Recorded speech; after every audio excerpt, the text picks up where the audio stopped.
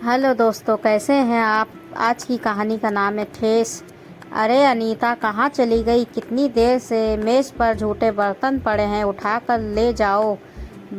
बस आई माँ जी। काम नहीं दिखाई पड़ता तुमको? बस बहाना चाहिए काम ना करने का। माँ जी, रवि पानी में फिसल कर गिर गया था, बस उसी के कपड़े बदलने लगी थी। अभी मैं जल्दी से साफ कर दे रही हूँ मेज़।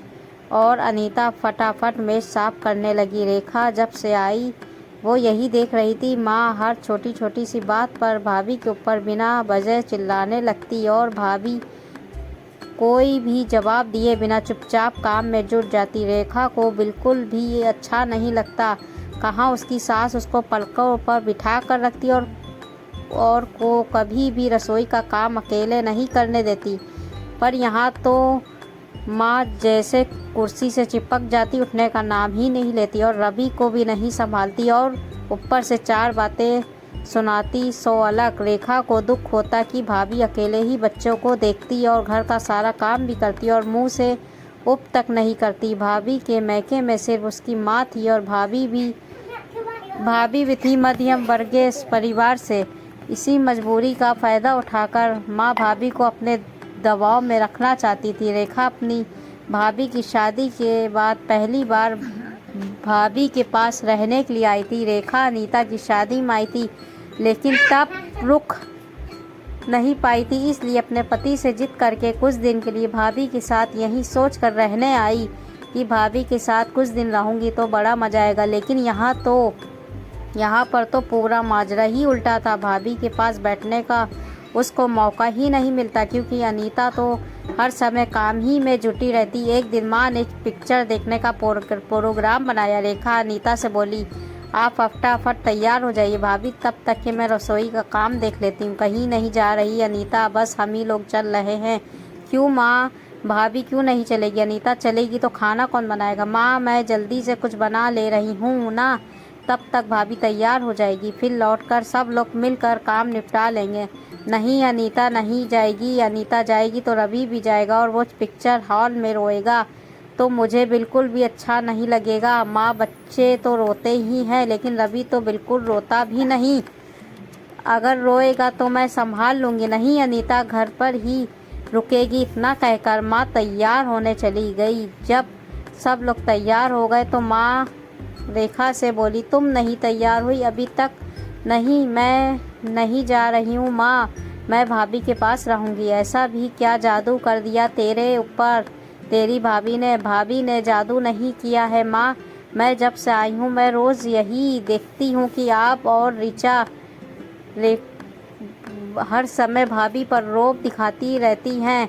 भाभी सारा काम अकेले ही करती रहती हैं, आप लोगों की बातें भी सुनती और भाभी के मायके में भी उनकी सिर्फ माँ ही है ना, सिर्फ इसलिए वो भी मध्यम वर्गीय परिवार से, इसलिए और आप भी ज़्यादा आप उनको बातें सुनाती रहती है। वो इस घर की बहू है तो क्या भाभी कभी आत्मा? ऐसा नहीं है रेखा बेटा, समझदारी से काम लीजिए। माँ अगर आपकी बेटी के साथ ऐसा हो तो आपको कैसा लगेगा? माँ आप भाभी का इस तरह से अपमान ना करिए। भैया भी आपके सम्मान की वजह से आपसे कुछ नहीं कहते, समझते तो हैं ही, लेकिन इसका मतलब ये नहीं कि आप भैया और भाभी के सीधेपन का गलत फ़ायदा उठाएं। मुझे नहीं रहना इस घर में, मैं कल सुबह ही वापस चली जाऊंगी। ये क्या कह रही है तू? नहीं माँ, मैं नहीं रुक सकती। अगर बाद में आपके दामाद जी मुझे लेना आएंगे और भाभी के साथ इस तरह का व्यवहार देखेंगे तो उन्हें तो बिल्कुल भी बर्दाश्त नहीं होगा और वो तो मेरा यहाँ आना जाना ही भी बिल्कुल बंद कर देंगे, क्योंकि मेरी ससुराल में तो बउओं को बड़े लाड और प्यार से रखा जाता है। इतना कहकर रेखा अपने जाने की तैयारी करने लगी। जब बिटिया पर बात बन आई तब कोमल जी को अपनी गलती का एहसास होने लगा और रेखा से बोली, रुक जा बेटा, अभी तो तुझे सिर्फ 4 ही दिन हुए हैं। 4 दिन हुए तो क्या, मेरा तो इन 4 दिनों में ही इस घर का ऐसा माहौल देखकर दम घुटने लगा। जिस घर में बहू की कदर ना हो मैं उस घर में बिल्कुल नहीं रह सकती। पर बेटा दामाद जी क्या कहेंगे?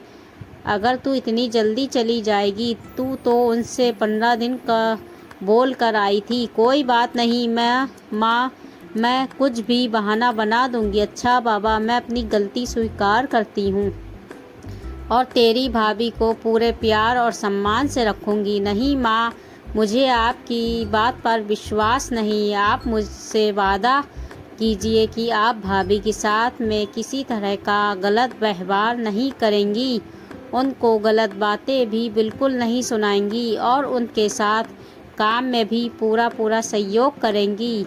आप तो जल्दी रवि को भी नहीं पकड़ती हैं, जिससे भाभी सारा काम अकेले ही अच्छे से निपटा ले। मुझसे काम नहीं होता। अगर थोड़ा बहुत काम नहीं करेंगी तो आपको ही तरह तरह की दिक्कत बढ़ जाएगी। खैर, ये तो आप खुद समझिए, पर आप ये सोच लीजिए, आप